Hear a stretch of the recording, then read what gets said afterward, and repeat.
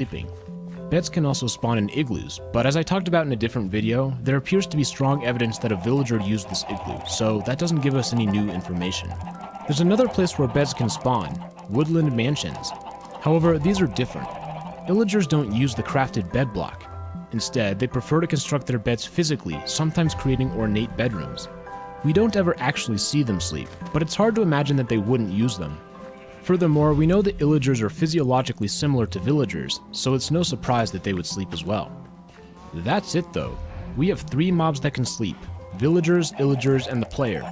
Out of Minecraft's 70 plus mobs, that number seems somewhat low. And to make things more interesting, the Phantom attacks exactly one of them, the player. We can force villagers to do a rush and sleep experiment, but phantoms will not come after them. There's something special about the player.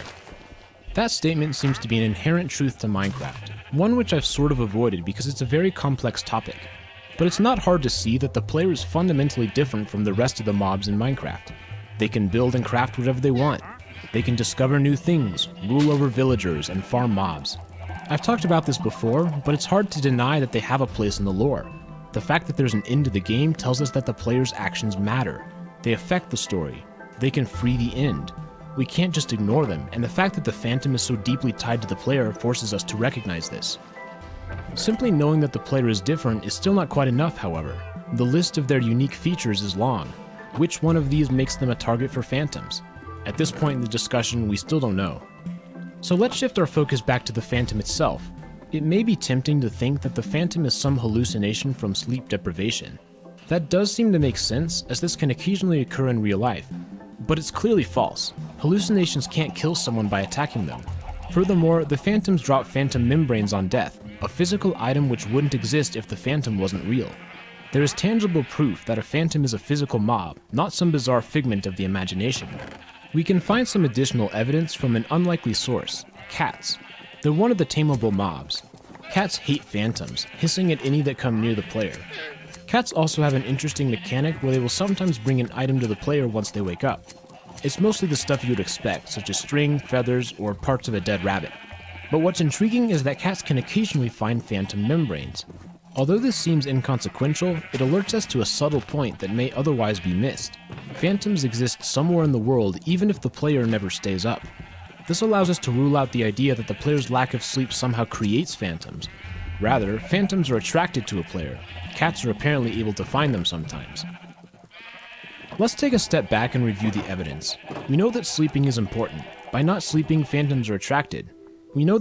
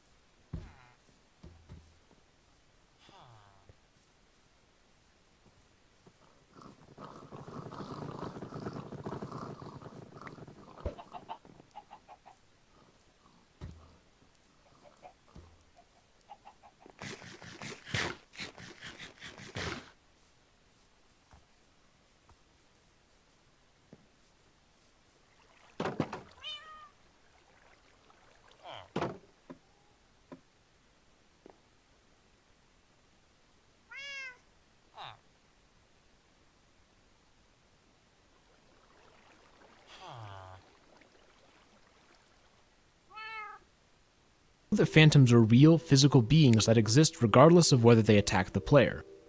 Now that we know phantoms are real, let's take a look at them a little more closely. Phantoms are a terrifying beast. They're the only overworld hostile mob that can fly, and their airspeed is second to just the Ender Dragon. Phantoms also have a very important property: they're undead. This puts them in a rather large group, including zombies, skeletons, zombified piglins, and many more. I've talked about this before, but one important implication is that an undead mob was, at one point, living. For some undead mobs, this is easy to see.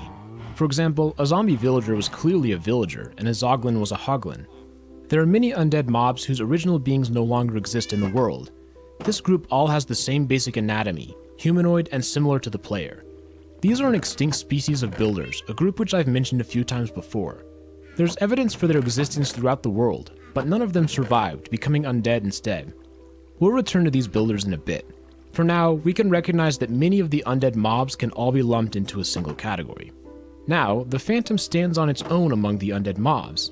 There's nothing even remotely close to it that's alive, nor are there any other undead mobs similar in the slightest way.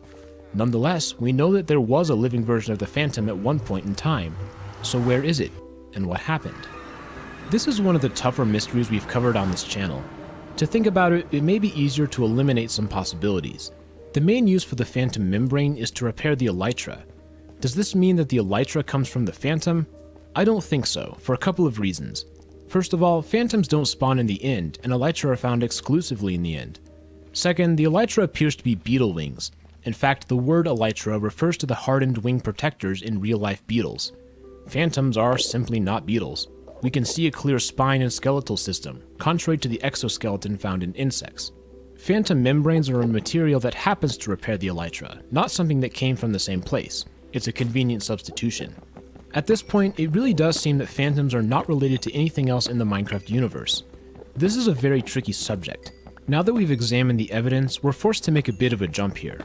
I'll give you a fair warning. Usually in these deep dives, I'm pretty sure that my explanation is correct. But in this case, I'm less confident, so please respond in the comments with your thoughts about what I'm about to say. With that out of the way, let's see if we can find an explanation for the Phantoms. As I said earlier, the vast majority of undead mobs belong to the ancient builder species, wiped out by a mass extinction event. These zombies, skeletons, and their variants attack the player in the modern day, but presumably they wouldn't have done so before they were made undead. We know that zombification can change or even reverse how entities act. A zombie villager becomes deranged and aggressive compared to their mild-mannered counterpart.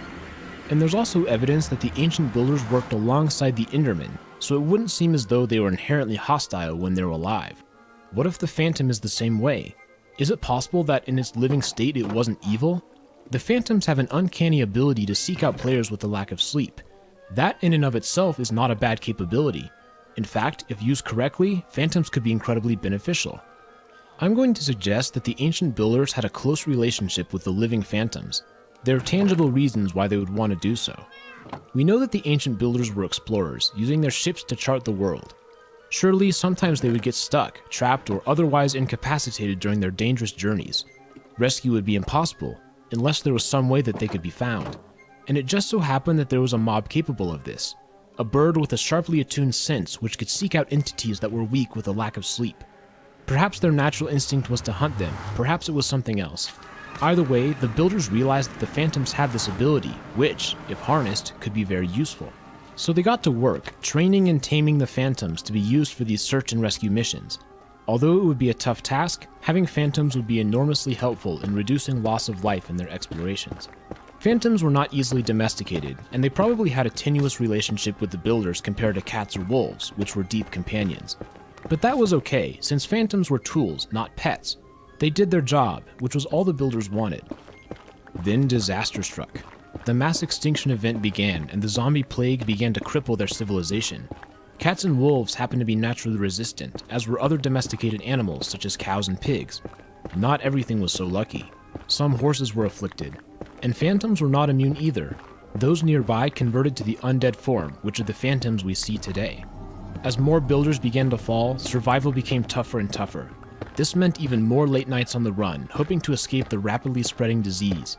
The Phantoms were trained to come and find stranded builders, and they did just that. The problem was that they were infected, hunting down even the most resilient of the group. In a dark twist, the beings designed for rescue became the final dagger in their fate. This helps explain why cats hate Phantoms. They seem to have an innate sense of when something is wrong,